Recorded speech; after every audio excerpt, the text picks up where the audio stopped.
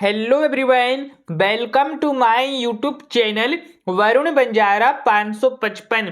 तो कैसे हो मेरे प्यारे स्टूडेंट्स, और बताओ आप लोगों की पेपर की तैयारी कैसी चल रही है। और हाँ, मैंने आपको जो पार्ट 1 प्रोवाइड करवाया था उसे आप कौन कौन देख लिए हो। यदि आप अभी तक पार्ट 1 नहीं देखे हो तो आप उसे भी जाकर देख लेना, क्योंकि वहां पे आप पार्ट 1 को पूरा कंप्लीट कर लेंगे तो उसमें से आपका 18 नंबर पूरा का पूरा कंप्लीट हो जाएगा। ठीक है, पार्ट 1 में हमने आपको 63 प्रश्न बताए हैं, जिसमें से वहां पे आपका 18 नंबर पूरा का पूरा कंप्लीट हो जाने वाला है। पार्ट 1 का वीडियो के लिंक मैं आपको डिस्कशन बॉक्स में मैं आपको वहां पे दे दूंगा, आप उसे जाकर पार्ट 1 को भी पूरा कवर कर लेना। ठीक है, और हाँ, ये आपका पार्ट 2 है। पार्ट 2 में हम आपको 40 प्रश्न बताने वाले हैं। कितने? 40 प्रश्न। ठीक है, इसमें से यहाँ पे आपका 12 नंबर पूरा का पूरा कंप्लीट हो जाएगा। आप पार्ट 2 को भी पूरा देख लीजिएगा और इस वीडियो को अपने दोस्तों पे ज्यादा से ज्यादा शेयर कीजिएगा, क्योंकि आपको इन क्वेश्चनों का आंसर शायद ना रहे याद तो आपके दोस्तों को तो याद रहेगा, पेपर में आप आगे पीछे से पूछ के लिख लेना। ठीक है, और ये क्लास 10th वालों के लिए होने वाला है, जो कि बहुत ही मोस्ट इंपोर्टेंट पावरफुल क्वेश्चन होने वाले हैं। ठीक है, जो कि आपका सब्जेक्ट होने वाला है हिंदी का।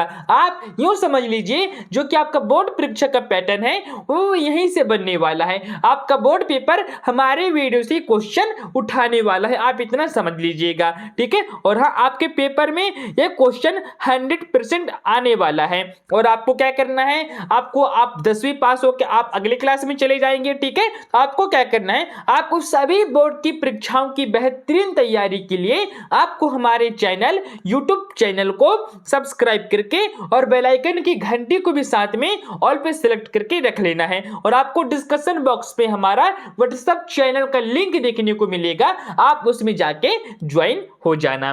ठीक है, और आपकी हिंदी में से 5 पार्ट में वीडियो आएगा, जिसमें से मैंने आपको पार्ट 1 पहले ही बता दिया हूं, ये आपका पार्ट 2 है और इसके बाद आपके पार्ट 3, पार्ट 4 और पार्ट 5 और आएगा। ठीक है, आप उस वीडियो को भी देखने के लिए मत भूलना। ठीक है, इसलिए मैं आपको कह रहा हूं, आप हमारे व्हाट्सएप चैनल पे जाके ज्वाइन हो जाइए, लिंक आपको डिस्कशन बॉक्स पे आपको देखने को मिल जाएगा।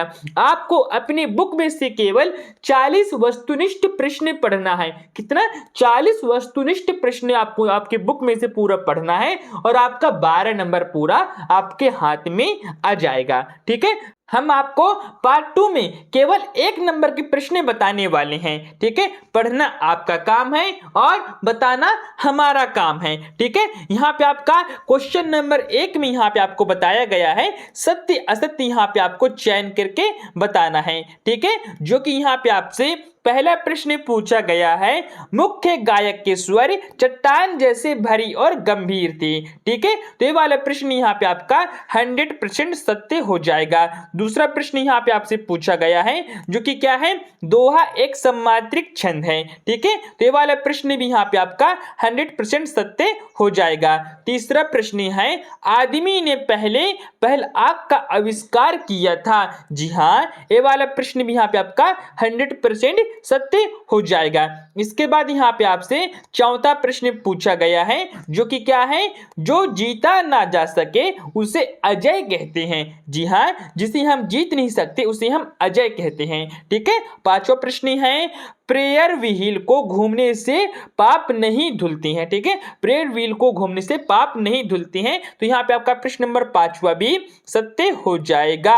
छठवां प्रश्न है, हिरोशिमा में परमाणु बम गिरा था, तो छठवां वाला प्रश्न भी यहाँ पे आपका सत्य हो जाएगा।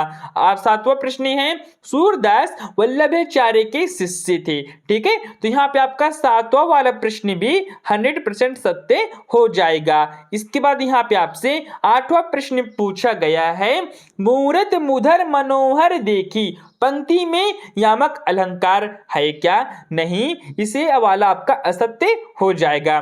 ठीक है, 9वां प्रश्न है, भगवान सुक्यमणि अपना धर्म प्रदेश प्राकृत भाषा में देते थे, तो यहाँ पे आपका 9वां वाला प्रश्न भी असत्य हो जाएगा। अगला प्रश्न है, न्याय के अनुसार आचरण करना न्यायशीलता है क्या? तो यहाँ पे आपका 10वां वाला प्रश्न 100% सत्य हो जाएगा। 11वां प्रश्न है, मृदंग एक तरह का वाद्य यंत्र है, तो यहाँ पे आपका प्रश्न नंबर 11 भी असत्य हो जाएगा। ठीक है, इसमें आपको असत्य का टिक लगा देना है। प्रश्न नंबर 12 है, एलिजाबेथ द्वितीय जापान की रानी थी। तो यहाँ पे आपका प्रश्न नंबर 12 भी असत्य हो जाएगा। ठीक है, इसके बाद यहाँ पे आपका सॉरी बच्चों, यहाँ पे प्रश्न नंबर 11 यहाँ पे आपका सत्य। ठीक है, प्रश्न नंबर 11 यहाँ पे आपका सत्य, प्रश्न नंबर 12 यहाँ पे आपका असत्य है। ठीक है, इसके बाद यहाँ पे आपसे प्रश्न नंबर 13 पूछा जाता है, जो कि क्या पूछा गया है, संस्मरण में कल्पना तत्व की प्रधानता होती है। तो प्रश्न नंबर 13 भी यहाँ पे आपका 100% असत्य हो जाएगा।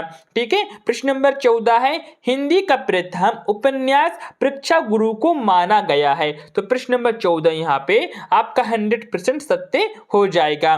प्रश्न नंबर 15 है, कहानी के 6 तत्व होते हैं। ठीक है, तो प्रश्न नंबर 15 यहाँ पे आपका गलत हो जाएगा। ठीक है, असत्य हो जाएगा, कहानी के 8 तत्व होते हैं। ठीक है, प्रश्न नंबर 16 है, श्री कृष्ण ने गोपियों को समझाने को उद्धव को भेजा था। जी हाँ, प्रश्न नंबर 16 असत्य है। ठीक है, इसके बाद यहाँ पे आपका 17वां प्रश्न आ जाता है, जो कि क्या पूछा गया है, बिस्मिल्लाह खां हिंदू मुस्लिम एकता के समर्थक थी। ठीक है, तो यहाँ पे आपका प्रश्न नंबर 17 भी 100% सत्य हो जाएगा। अगला प्रश्न है, पर्वतीय सुंदरता मन को नहीं भाती। तो यहाँ पे आपका प्रश्न नंबर 18 असत्य हो जाएगा। ठीक है, अगला प्रश्न है, परशुराम फरसे को देखकर भयभीत हो गए। ठीक है, तो यहाँ पे आपका प्रश्न नंबर 19 भी असत्य हो जाएगा।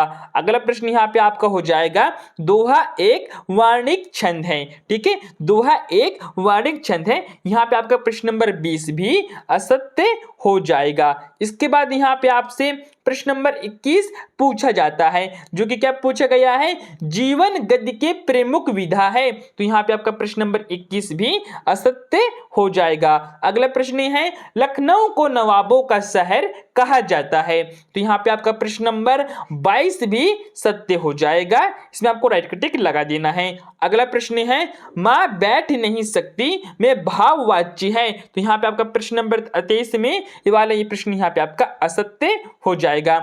अगला प्रश्न है, कीर्तिकार के लिए अनुभव की अपेक्षा अनुभूति गहरी चीज है। ठीक है, तो हम इस वाले प्रश्न को हम आपके ऊपर छोड़ते हैं, इसका आंसर को आपको बताना है। कहां बताना है, कमेंट बॉक्स में इसको आपको पूरा बताना है। यदि आप प्रश्न नंबर 1 से लेके प्रश्न नंबर 24 तक पूरा कंप्लीट कर लेते हैं, तो यहाँ पे आपका कितना 6 नंबर पूरा कंप्लीट हो जाएगा। इसके बाद यहाँ पे आपका आ जाता है, एक वाक्य में यहाँ पे आपको उत्तर देके बता देना है। ठीक है, किसमें, एक वाक्य में यहाँ पे आपको पूरा उत्तर देके बता देना है। ठीक है, पहला प्रश्न यहाँ पे आपसे पूछा गया है, क्या पूछा गया है, कवि निराला के बादलों की तुलना किससे की गई थी। ठीक है, तो यहाँ पे आपको बता देना है, मैं उत्तर आपके लिए बोल दे रहा हूँ, बाद में इसका पूरा पीडीएफ आपको मैं दिखा दूंगा। ठीक है, बीच में कहीं भी पूरा इसका पीडीएफ दिखा दूंगा। इसका उत्तर हो जाएगा, कवि निराला ने बच्चों के काले घुंघराले बालों की तुलना की थी। ठीक है, ये आपका उत्तर हो गया। दूसरा प्रश्न है, रस के कितने अंग होते हैं। तो रस के 4 अंग होते हैं। ठीक है, तीसरा प्रश्न है, गद्य की 3 गौण विधाओं की यहाँ पे आपको विधाएं बताना है। तो यहाँ पे आपको बता देना है, उपन्यास, कहानी और निबंध। गद्य की 3 गौण विधाएं हो गई, उपन्यास, कहानी और निबंध। ठीक है, अगला प्रश्न यहाँ पे आपका पूछा जाता है, चौथा प्रश्न है, समास के कितने भेद होते हैं। किसके, समास के। ठीक है, तो यहाँ पे आपका चौथा प्रश्न का उत्तर हो जाएगा, समास के 6 भेद होते हैं। पांचवा प्रश्न है, एक अनार 100 बीमार का अर्थ क्या होता है। वस्तु एक परंतु उसे लेने वाले अनेक। ठीक है, कोई भी वस्तु एक है और उसे खरीदने वाले बहुत सारे हैं। छठवां प्रश्न यहाँ पे आपसे पूछा गया है, भोलानाथ के पिताजी गंगा के घाट की तुलना गोलियां प्रवाहित करते थे। ठीक है, तो यहाँ पे आपसे प्रश्न नंबर 6 का उत्तर हो जाएगा, भोलेनाथ के पिताजी गंगा के घाट में आटे की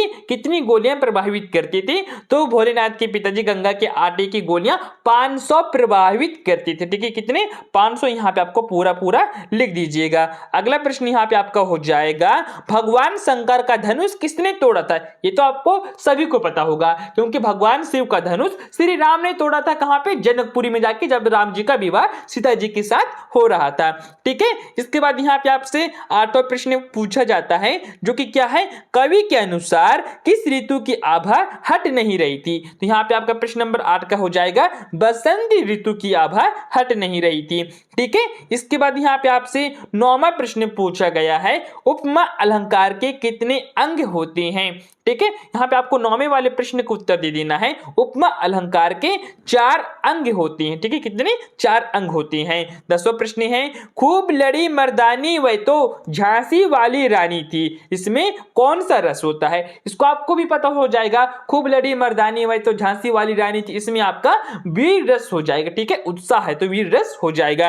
अगला प्रश्न यहाँ पे आपको हो जाएगा प्रश्न नंबर 11, जो कि क्या है, जो शब्द सबसे कम समझ में आते हैं और जिनका उपयोग होता है सबसे अधिक, उन्हें हम क्या कहते हैं। तो यहाँ पे आपका प्रश्न नंबर 11 का उत्तर हो जाएगा सभ्यता और संस्कृति। ठीक है, इसके बाद यहाँ पे आपसे 12वां प्रश्न पूछा गया है, जो कि क्या है, जयशंकर प्रसाद की आत्मकथ्य कविता किस पत्रिका में प्रकाशित हुई थी। तो यहाँ पे आपका प्रश्न नंबर 12 का उत्तर हो जाएगा हंस पत्रिका में। किसमें, हंस पत्रिका में प्रकाशित हुई थी। ठीक है, इसके बाद यहाँ पे आपसे 13वां प्रश्न पूछा गया है, जो कि क्या है, घेर घेर घोर गगन पंक्ति में प्रयुक्त अलंकार के यहाँ पे आपको नाम लिखना है। तो यहाँ पे आपका प्रश्न नंबर 13 का राइट उत्तर हो जाएगा अनुप्रास अलंकार। ठीक है, प्रश्न नंबर 14 यहाँ पे आपसे पूछा गया है, प्रश्न नंबर 14 यहाँ पे आपसे पूछा गया है, शास्त्रों में काशी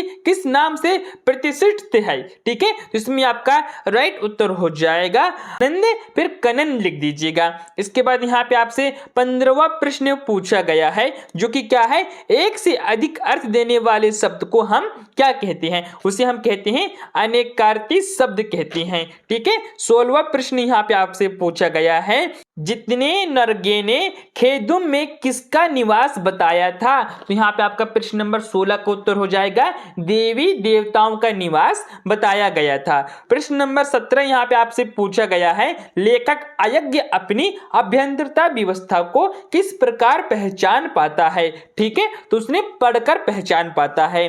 प्रश्न नंबर 18 प्रश्न है, कवि नागार्जुन का मूल नाम क्या था। ठीक है, इसका मूल नाम था, कवि नागार्जुन का मूल नाम था वैद्यनाथ मिश्रा था।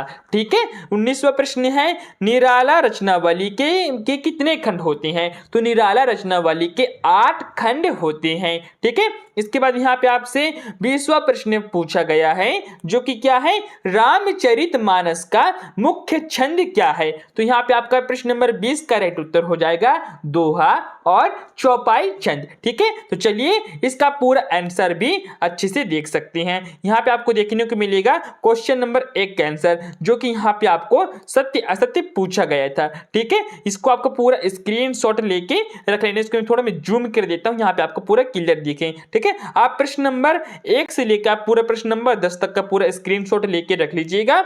इसके बाद यहाँ पे आपसे प्रश्न नंबर 11 से लेके प्रश्न नंबर 20 तक का पूरा स्क्रीनशॉट लेके रख लीजिएगा। ठीक है, उसके बाद इसका बाकी का पूरा भी ले लीजिएगा। इसके बाद यहाँ पे आपका क्वेश्चन नंबर 2 आ जाता है, जो कि यहाँ पे आपको एक वाक्य एक शब्द में यहाँ पे आपको पूरा उत्तर देना था। अब इसका भी पूरा आंसर देख लीजिएगा जल्दी जल्दी। ठीक है, प्रश्न नंबर 1 से लेकर प्रश्न नंबर 6 तक पूरे देख लीजिएगा।